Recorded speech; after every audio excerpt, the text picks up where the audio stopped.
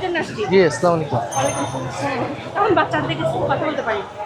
যাই হোক, ওকে বলেন। কিসে পড়ো বাবু? জুলাই আন্দোলন যেটা কিন্তু আপনাদের আন্দোলন স্তমিত হয়ে গেছে, সেটা কিন্তু আরেকটু যাচ্ছে। হাদি ভাইয়ের বিচার না হওয়া পর্যন্ত আমি কিন্তু মাঠ ছাড়ব। অবশ্যই হাদি ভাইয়ের বিচার চাই। আপনাদের বিপ্লবের আন্দোলনের একজন উনি অগ্রগতি ছিল, মানে আমি জানি ওনার এক একটা ওয়ার্ড যেন বিচ্ছিন্ন ছিল আমার জন্য। তো আমরা হাদি ভাইয়ের বিচার কিন্তু ছাড়বো না।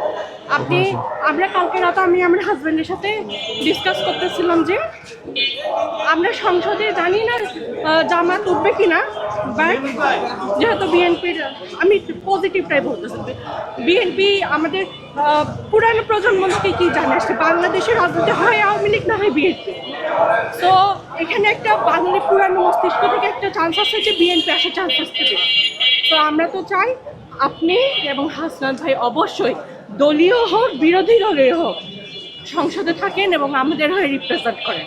আমরা যেহেতু জিএনজি শক্তি, আমাদেরকে রিপ্রেজেন্ট আপনাদের করতেই হবে ইনশাল্লাহ। আপনাদের দোয়া থাকলে কিন্তু আমাদের নির্বাচনের এবারের প্রধান এজেন্ডাই হাদি ভাইয়ের যে হত্যাকারী তার বিচার, তাকে দেশে ফেরত আনা। আপনাদের সময় ছিলাম, ইভেন আন্দোলনের দিন আমার বাচ্চাকে আমরা বাসায় রেখে আমি আর আমার হাজবেন্ড গেছি। আমার হাজবেন্ড অনেক আহত হয়েছিল, রক্তপাতের অবস্থা খারাপ। আমার বাচ্চাকে আমি বলে গেছি, মানুষের বুয়ার হাতে দিয়ে বলছি যে আমরা যদি মারা যাই আমার বাচ্চাটাকে খালি আমার মায়ের কাছে পৌঁছে দেবে।